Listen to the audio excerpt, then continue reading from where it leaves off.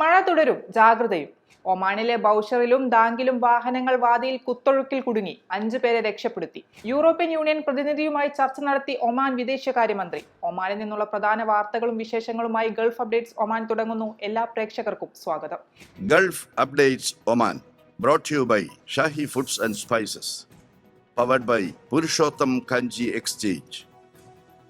Oman സുൽത്താനേറ്റിൽ വരും ദിവസങ്ങളിലും മഴ തുടരുമെന്ന് മുന്നറിയിപ്പ്. മാർച്ച് 20 മുതൽ ബഹ്ലയിലാണ് ഏറ്റവും കൂടുതൽ മഴ രേഖപ്പെടുത്തിയത്. കഴിഞ്ഞ 4 ദിവസത്തിനിടെ ബഹ്ലയിൽ 153 മില്ലിമീറ്ററും ബർക്കയിൽ 137 മില്ലിമീറ്ററും മസ്കത്തിലെ ബൗഷറിൽ 112 മില്ലിമീറ്ററും മഴ രേഖപ്പെടുത്തി.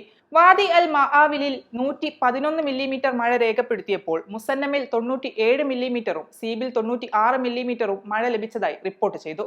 മസ്കത്ത് ഗവർണറേറ്റിലും മറ്റു വടക്കൻ പ്രദേശങ്ങളിലും മഴ കനക്കുമെന്നാണ് സിവിൽ ഏവിയേഷൻ അതോറിറ്റി മുന്നറിയിപ്പ് നൽകിയത്. രാജ്യത്തിന്റെ വിവിധ ഭാഗങ്ങളിൽ മഴമേഘങ്ങളും ഇടിമിന്നലും ചൊവ്വാഴ്ച പുലർച്ചെ റഡാർ ദൃശ്യങ്ങളിൽ പതിഞ്ഞതായി അധികൃതർ കണ്ടെത്തിയിട്ടുണ്ട്. തുടർന്നാണ് അസ്ഥിര കാലാവസ്ഥ രൂക്ഷമാകുമെന്ന് കാലാവസ്ഥാ വകുപ്പ് മുന്നറിയിപ്പ് നൽകിയത്. മസ്കത്ത് ഗവർണറേറ്റിന് പുറമെ തെക്കൻ ഷർക്കിയ പ്രദേശങ്ങളിൽ ഇടിമിന്നലിന്റെ അകമ്പടിയിൽ മഴ ലഭിച്ചു.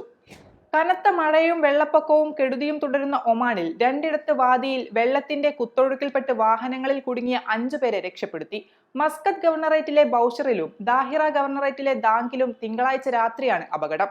ബൗഷറിൽ വാദിയിൽ കുടുങ്ങിയ വാഹനത്തിൽ 2 പേരുണ്ടായിരുന്നത്. ദാങ് വിലായത്തിൽ വാദിയിൽ കുടുങ്ങിയ വാഹനത്തിൽ 3 പേരും അകപ്പെട്ടിരുന്നു. 2 സംഭവങ്ങളിലും സിവിൽ ഡിഫൻസ് ആൻഡ് ആംബുലൻസ് അതോറിറ്റിയുടെ രക്ഷാപ്രവർത്തകരെത്തി അപകടത്തിൽപ്പെട്ടവരെ കരക്കെത്തിച്ചു.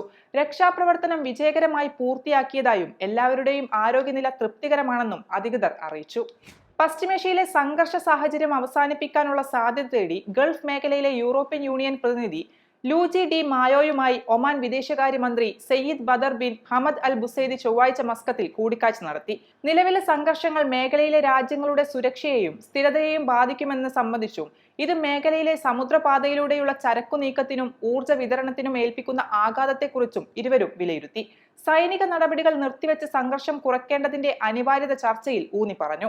അന്താരാഷ്ട്ര നിയമങ്ങളും മാനുഷിക നിയമങ്ങളും പാലിച്ച് സമാധാനപരവും നിയമപരവുമായ പരിഹാരങ്ങൾക്കായി ചർച്ചകൾ പ്രോത്സാഹിപ്പിക്കണമെന്ന് ഇരുവരും ആവശ്യപ്പെട്ടു. ഗൾഫ് അപ്ഡേറ്റ്സ് ഒമാൻ പൂർണ്ണമാകുന്നു. പ്രവാസ ലോകത്തെ പുത്തൻ വാർത്തകൾ അറിയാൻ ഗൾഫ് മാധ്യമത്തിന്റെ സോഷ്യൽ മീഡിയ പ്ലാറ്റ്ഫോമുകൾ സന്ദർശിക്കാം. ഗൾഫ് അപ്ഡേറ്റ്സ് നിങ്ങളുടെ വാട്സാപ്പിൽ ലഭിക്കുന്നതിന് നിങ്ങളുടെ പേരും സ്ഥലവും 96201150 എന്ന നമ്പറിലേക്ക് വാട്സാപ്പ് മെസ്സേജ് അയക്കൂ. Gulf updates Oman brought to you by Shahi foods and spices, powered by Purushottam Kanji exchange.